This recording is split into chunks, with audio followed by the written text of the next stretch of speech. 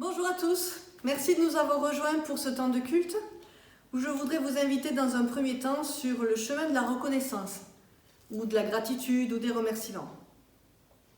Ce chemin n'est pas nier les difficultés, mais il nous permet de nous réaligner et de nous élever au-dessus des circonstances, au-dessus des difficultés.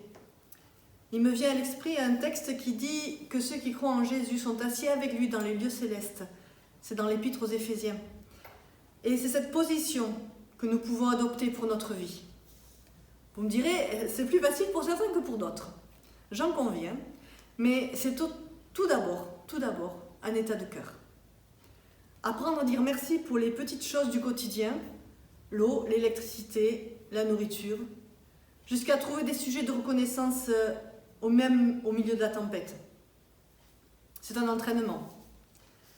Alors, entraînons-nous d'abord avec des sujets plus généraux, puis après plus personnels.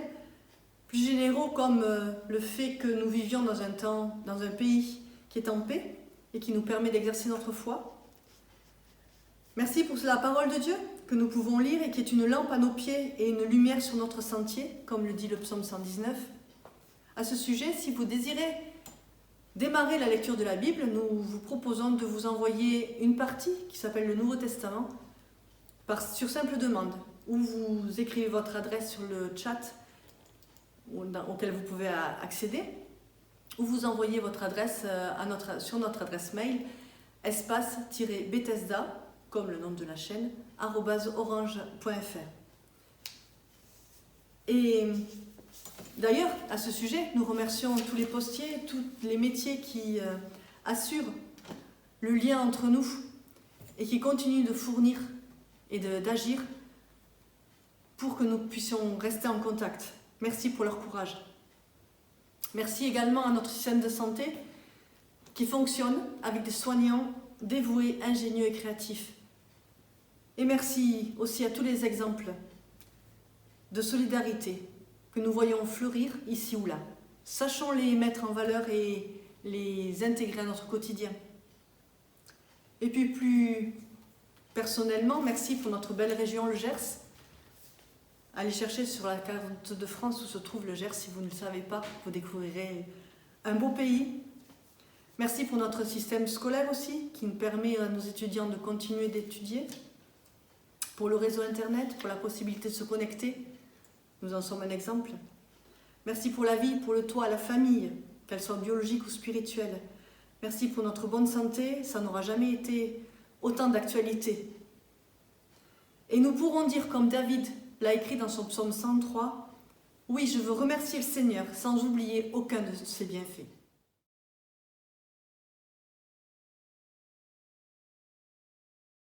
Nous voulons ensemble déclarer ce matin qui nous sommes en Dieu. Nous sommes enfants de Dieu.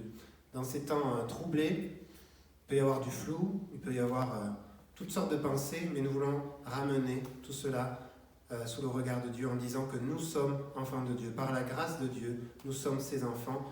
Et je vous invite à prendre avec nous ce chant qui nous dit « En toi, je sais qui je suis » comme une déclaration que nous sommes enfants de Dieu.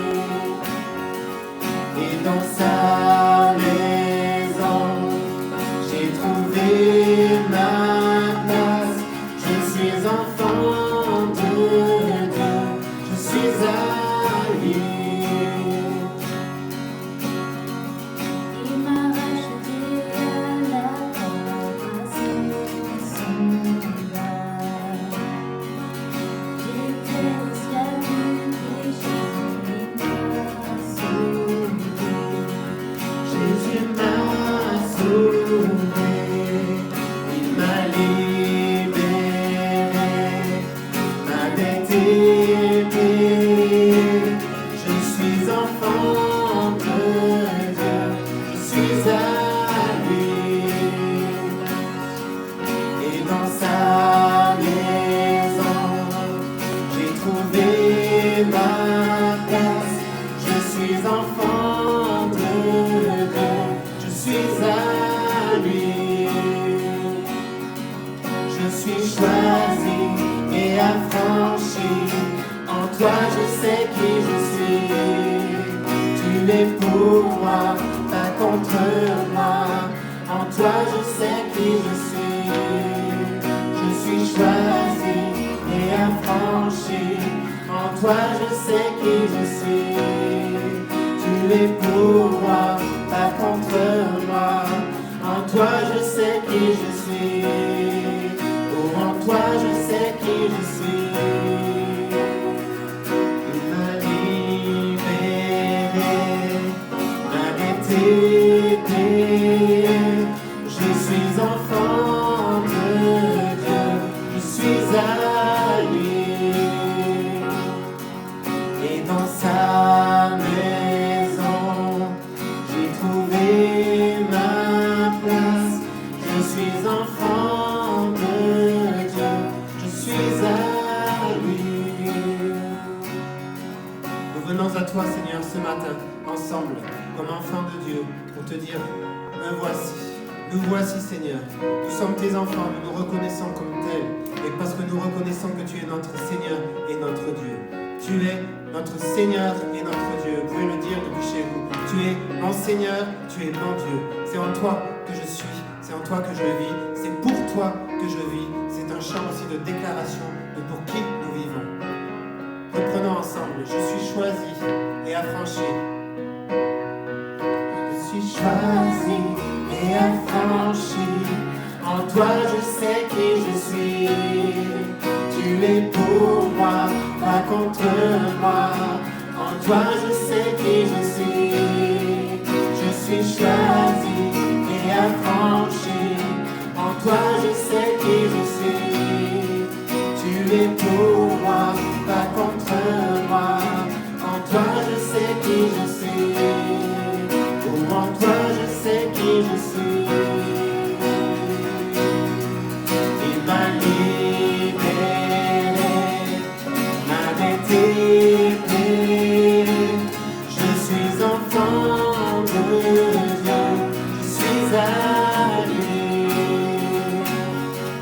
Et dans sa maison, j'ai trouvé ma place. Je suis enfant de Dieu, je suis à lui.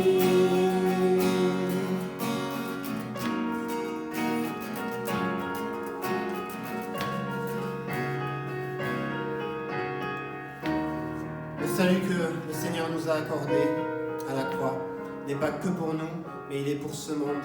Et ensemble, dans ce temps que nous vivons, nous voulons proclamer que Jésus est le sauveur du monde, qu'en lui seul se trouve le salut pour nous, mais pour l'humanité, pour ce monde entier. Par amour, Dieu nous a donné Jésus-Christ, son Fils, mort à notre place. Il a porté le péché, la honte sur la croix et dit, tout est accompli. Le Seigneur a vaincu l'obscurité, il revit sur la mort, il a triomphé, il a ouvert pour nous le chemin du salut, il est le sauveur du monde. En l'honneur de son nom, nous crions, l'acclamons. Gloire à Dieu, Jésus-Christ, sauveur du monde. Annonçons partout qu'il revient bientôt, réclamer le monde pour sa gloire, que l'Église acclame le roi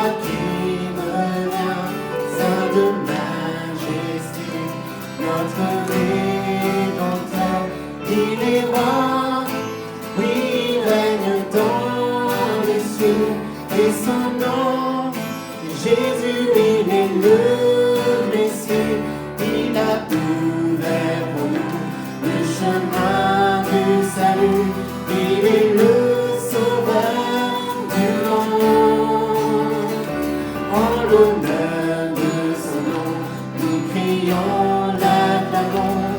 Gloire à Dieu, Jésus-Christ, sauveur du monde. Il a ouvert pour nous le chemin du salut. Il est le sauveur du monde. En l'honneur de son nom, nous crions, l'acclamons. Gloire à Dieu, Jésus-Christ, sauveur du monde. Annonçons partout. Annonçons partout, il revient bientôt, réclamez le nom pour sa gloire, que l'Église acclame, le roi qui revient, saint de majesté, notre Rédempteur, il est roi, oui, il règne dans les cieux, et son nom, Jésus, il est le Messie, il a ouvert pour nous les chemins du salut, il est le sauveur du monde. En l'honneur de son nom, nous crions, l'acclamons. Gloire à Dieu, Jésus-Christ, sauveur du monde, il a ouvert pour nous le chemin du salut, il est le sauveur du monde. En l'honneur de son nom, nous crions, l'acclamons. Gloire à Dieu, Jésus-Christ, sauveur du monde. Tu es, Seigneur, notre seule espérance, parce que c'est toi et toi seul qui as tout accompli à la croix. C'est toi et toi seul qui es ressuscité d'entre les morts. C'est toi et toi seul que nous voulons adorer. C'est toi seul que nous voulons élever au-dessus de tout. Et dans ce monde, proclamer que tu es le salut. Proclamer que tu es celui qui sauve. Dans ce monde troublé, dans ces périodes où les gens sont perdus, nous proclamons, Seigneur, que c'est toi le seul chemin, la vérité et la vie. Nous proclamons et nous élevons ton nom sur notre pays de France. Et nous disons que ce soit toi la lumière de ce monde.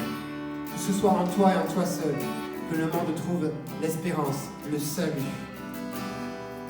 Alléluia. Nous voulons l'élever ensemble, l'élever encore plus haut.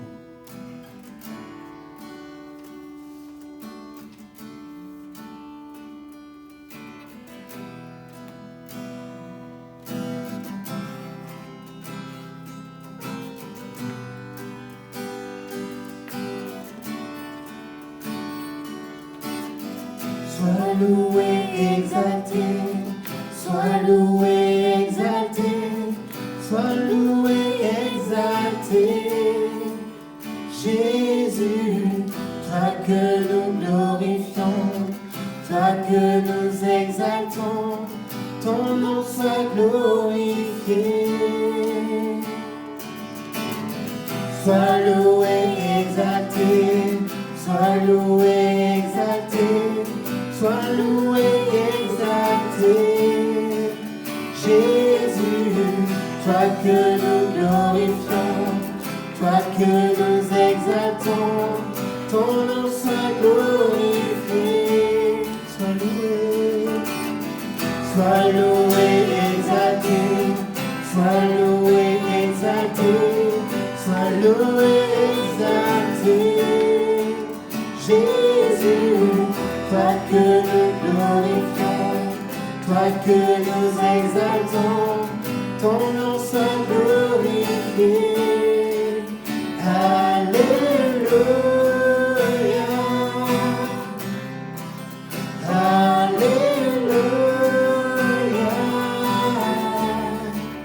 Tu es digne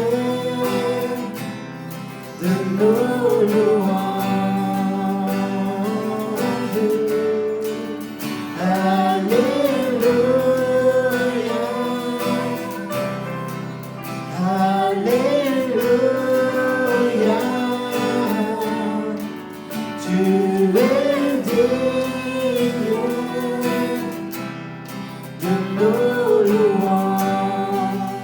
Élevons le Seigneur encore plus haut. Sois loué, exalté, sois loué, exalté, sois loué, exalté. Jésus, toi que nous glorifions, toi que nous exaltons, ton nom soit glorifié. Sois loué, exalté, sois loué, exalté, sois loué, exalté. Jésus, toi que nous glorifions, toi que nous exaltons, ton nom soit glorifié.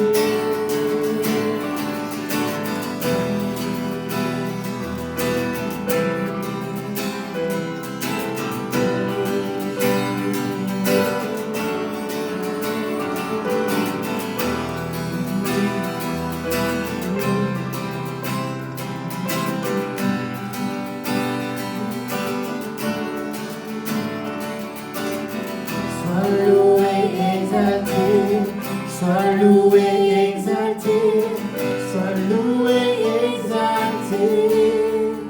Jésus, toi que nous glorifions, toi que nous exaltons, ton nom soit glorifié.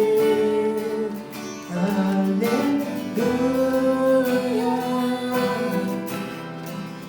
Alléluia.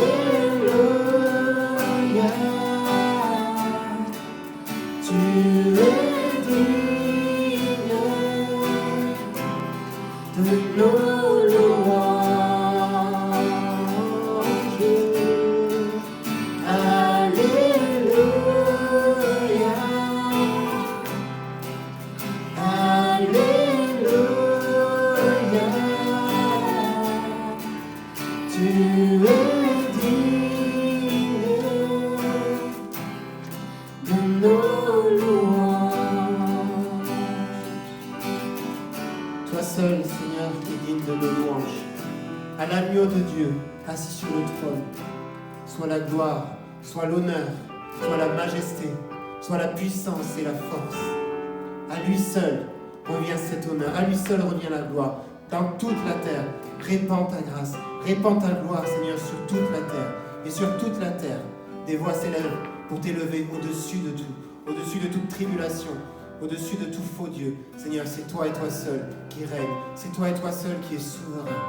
Et nous voulons le déclarer encore ensemble ce matin, en disant à toi seul soit la gloire, sois loué, exalté, toujours plus haut, dans nos propres vies comme dans ce monde.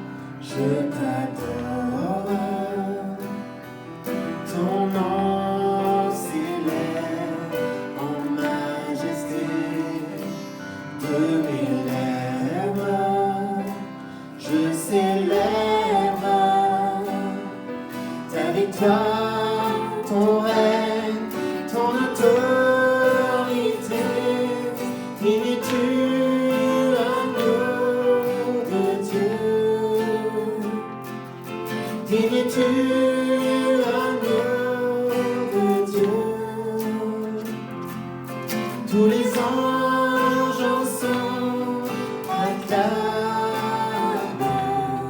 la puissance de ton nom. Digne es-tu, agneau de Dieu. Digne es-tu, agneau de Dieu. L'univers entier proclame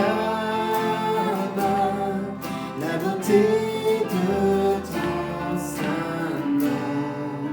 Dieu de gloire, je t'adore,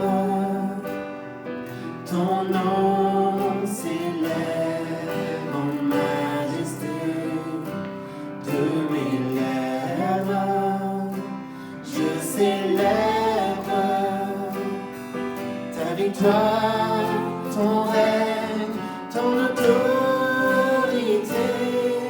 digne es-tu, agneau de Dieu. Digne es-tu, agneau de Dieu. Tous les anges ensemble acclament la puissance de ton nom. Digne es-tu, agneau de Dieu. Digne es-tu, agneau de Dieu. L'univers entier proclame la beauté de ton saint nom. Digne es-tu, agneau de Dieu. Digne es-tu, agneau de Dieu. Digne es-tu, agneau de Dieu. Digne es-tu, agneau de Dieu. Adorons Seigneur avec toute la création céleste, la création céleste. Nous t'adorons tel que tu es, cet agneau de Dieu, assis sur le trône éternel. Nous t'adorons maintenant, nous t'adorons pour l'éternité, avec toute la création. Ton seul nom, Seigneur, Jésus, est élevé, adoré. Ton seul nom est digne de recevoir l'adoration, la louange et le don de nos vies. Amen.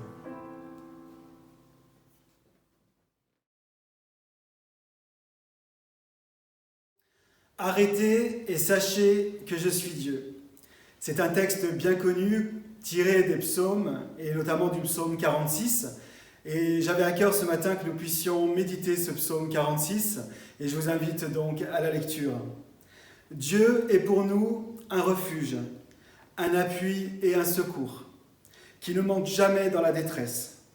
Effectivement, vous le savez, Dieu est là, dans nos épreuves, dans nos détresses, et la vie chrétienne n'est pas une vie dépourvue d'obstacles, d'épreuves. Et comme le psalmiste David lui-même dira, l'Éternel est notre soutien, il est celui qui nous conduit, il est celui qui est avec nous lorsque nous traversons la vallée de l'ombre de la mort. Donc oui, Dieu est pour nous un refuge, un appui et un secours, qui ne manque jamais dans la détresse. Dans une autre traduction, il nous est dit que Dieu est pour nous un refuge, un appui, un secours qui est toujours très présent et bien dans la détresse. Cela nous parle du fait que Dieu est le même, hier, aujourd'hui et éternellement, et que nous pouvons encore aujourd'hui faire appel à lui. Il est présent au sein de nos difficultés. C'est pourquoi nous sommes sans crainte quand la terre est bouleversée et quand les montagnes chancellent au cœur des mers. En effet, face à la crise que nous traversons, nous avons un choix, un positionnement à avoir, un positionnement intérieur de céder à la crainte ou alors de placer notre confiance en Dieu. Et nous rappelons ce matin que nous avons la possibilité de placer notre confiance en lui, lui qui est pour nous un refuge et un appui et un secours. Je continue la lecture au verset 4. « Quand les flots de la mer mugissent, écument, se soulèvent jusqu'à faire trembler les montagnes. Il est un fleuve dont les courants réjouissent la cité de Dieu, le sanctuaire des demeures très hauts. » Dans ce passage, lorsqu'il fait référence à la terre, il est parlé bien des systèmes de ce monde, et les systèmes de ce monde sont actuellement ébranlés. Lorsqu'il fait mention de la montagne, nous pouvons penser que la montagne correspond également au système politique. Et nous voyons la crise actuelle malmène notre monde politique, et combien, et nous en reparlerons tout à l'heure, nous voulons prier pour nos gouvernements. Le peuple est également malmené, il se soulève jusqu'à faire trembler les montagnes. Il est un fleuve aussi dans ce texte qui réjouit la cité de Dieu. C'est intéressant de constater que dans ce texte se chevauchent deux réalités, à la fois l'ébranlement de la terre, des systèmes de ce monde, et en même temps la réalité d'un fleuve dont les courants réjouissent la cité de Dieu. Dieu est au milieu d'elle, elle n'est point ébranlée. Dieu la secourt dès l'aube du matin. Des nations s'agitent, des royaumes s'ébranlent, il fait entendre sa voix, la terre se fond d'épouvante. Mais l'Éternel des armées est avec nous. Le Dieu de Jacob est pour nous une autre retraite. Alors ce texte que nous venons de lire fait écho également à un autre texte que nous trouvons dans Hébreux au chapitre 12. Ce texte nous dit qu'une fois encore, j'ébranlerai non seulement la terre, mais aussi le ciel. Ces mots, une fois encore, indiquent le changement des choses ébranlées, comme étant faites pour un temps, afin que les choses inébranlables subsistent. C'est pourquoi, recevant un royaume inébranlable, montrons notre reconnaissance en rendant à Dieu un culte qui lui soit agréable, avec piété et avec crainte, car notre Dieu est aussi un Dieu dévorant. Le psaume 46 nous rappelle ici la réalité d'un ébranlement donc qui vient sur les nations. Et en même temps, comme je le disais, la réalité d'un royaume inébranlable, le royaume de Dieu, le royaume auquel nous appartenons. Nous avons effectivement une double citoyenneté. Nous vivons sur cette terre en tant que citoyens et nous sommes également fils et filles de Dieu, appartenant à un royaume éternel, un royaume qui ne peut être ébranlé. Et la vision du royaume de Dieu que nous chérissons nous engage à vivre pleinement notre double citoyenneté, céleste et terrestre, sans aucune rupture, mais en réelle harmonie. Ainsi donc, vous n'êtes plus des étrangers. C'est Paul qui nous le dit dans le chapitre Éphésiens, au chapitre 2. Nous ne sommes plus étrangers ni des gens du dehors, mais vous êtes concitoyens des saints, gens de la maison de Dieu.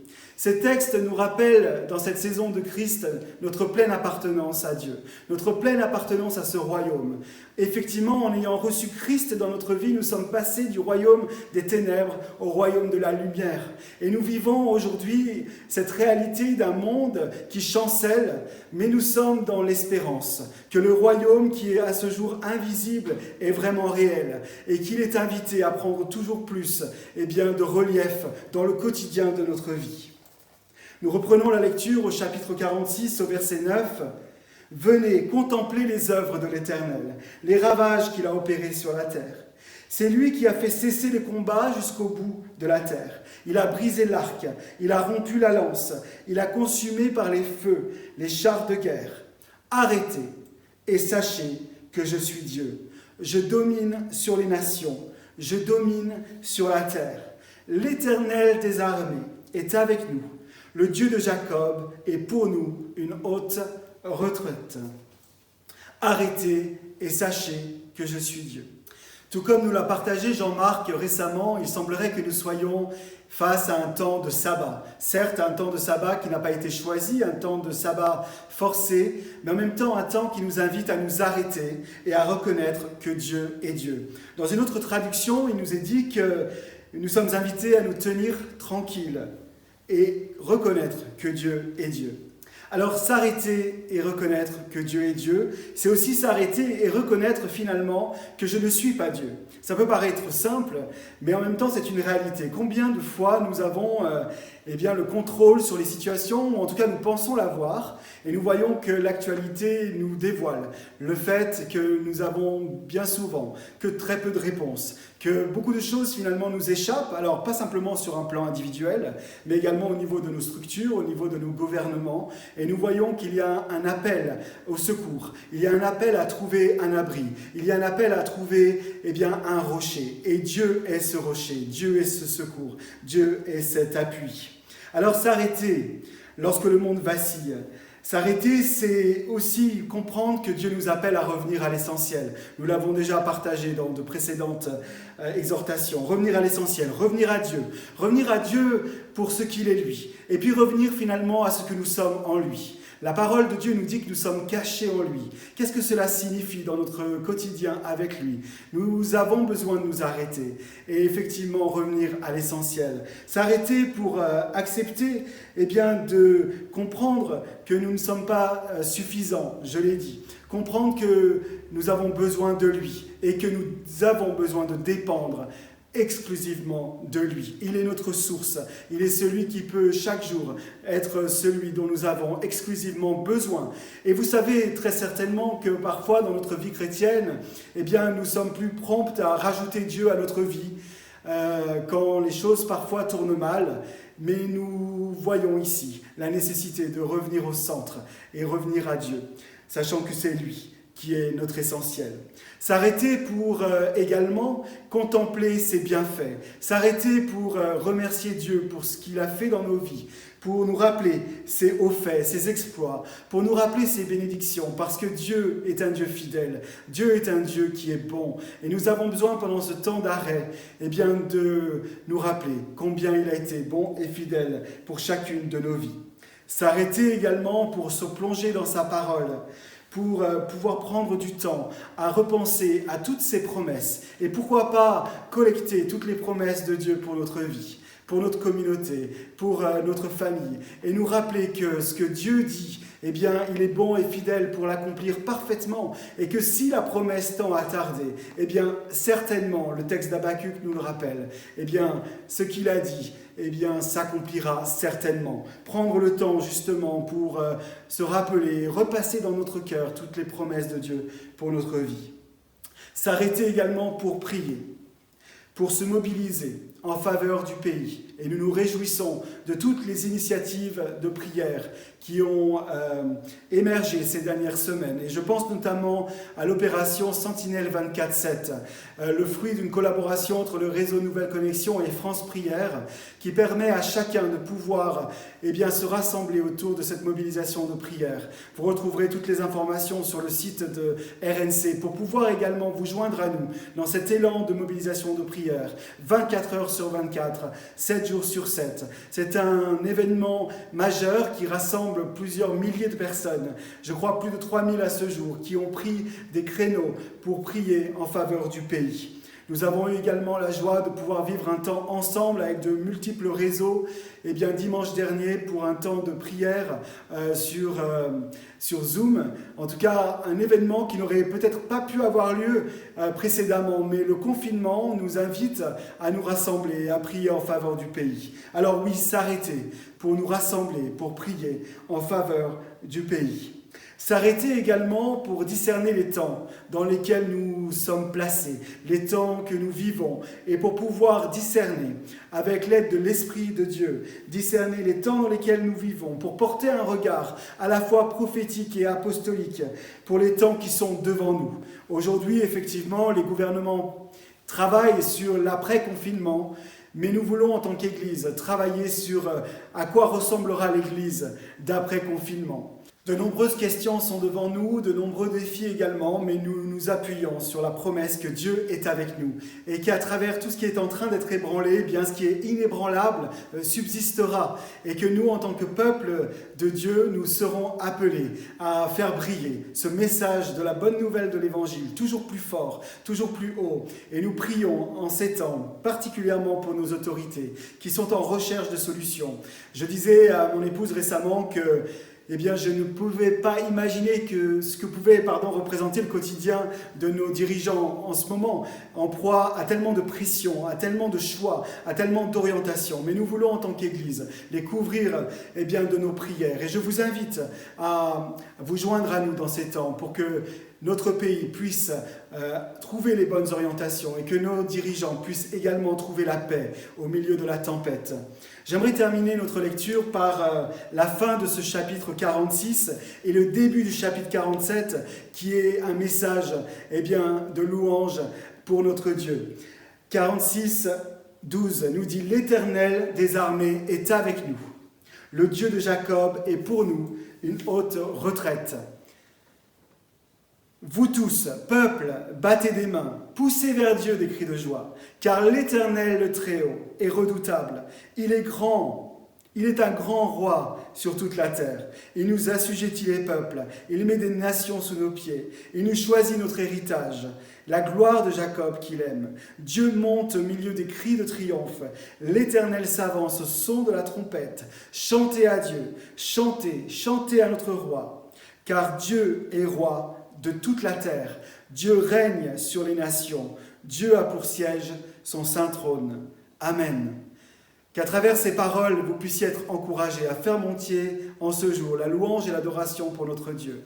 Nous voulons lui donner la gloire qui lui est due dans la reconnaissance de sa souveraineté et nous arrêter et reconnaître pleinement qu'il est Dieu, mais qu'il est notre Dieu.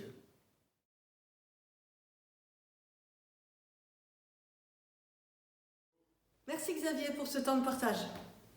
À présent, je m'adresse aux membres de notre communauté et vous remercie du fond du cœur pour votre fidélité dans le versement des dîmes et des offrandes. Comme nous vous l'avons précisé, les charges sont inchangées et nous nous devons de rester fidèles dans nos engagements. Et ces engagements-là doivent aller dans nos églises respectives. Plusieurs possibilités sont proposées par chèque, par virement bancaire ou par la plateforme Eloasso par carte bancaire. Toutes ces précisions vous sont données dans les échanges de mails que nous avons régulièrement. En ce qui concerne les espèces, si vous souhaitez payer par ce moyen, nous pouvons toujours convenir d'un rendez-vous dans les bureaux de notre Église. Continuons aussi à être fidèles et à honorer les missionnaires qui sont dans les pays étrangers, comme nous en sommes engagés. Je pense à la famille Binyang, à Paul Bangang. Nous continuons à les soutenir et nous voulons être fidèles dans ce domaine-là. Au passage, je vous donne de leurs nouvelles, ils vont très bien. Clara est toujours aussi pétillante. Nathalie et Farimi sont toujours en poste en Ouganda et Paul Mangang au Cameroun. N'oublions pas non plus d'entourer nos aînés par toutes les marques d'affection possibles. Appel téléphonique, carte postale, puisque la poste fonctionne, et tout autre moyen que vous pourriez imaginer. Que l'Éternel vous bénisse et qu'il vous garde, que l'Éternel fasse briller sur vous sa face et qu'il vous accorde sa grâce, que l'Éternel tourne sa face sur vous et qu'il vous donne la paix. Bon dimanche à tous.